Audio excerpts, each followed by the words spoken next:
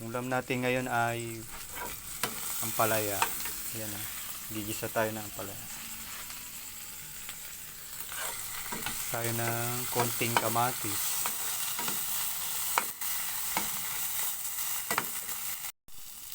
Lagyan natin ng konting bagong alamang. Nagisa na natin yung bagong alamang sa kamatis. Ilagay na natin na yung ampalaya. Lagyan na natin ng panimpla. Sabi nila pag hinahalo daw papait.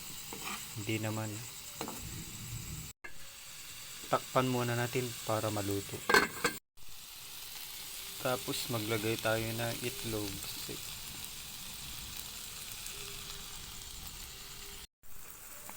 O ayan, luto na yung ampalaya natin. Mabilis lang.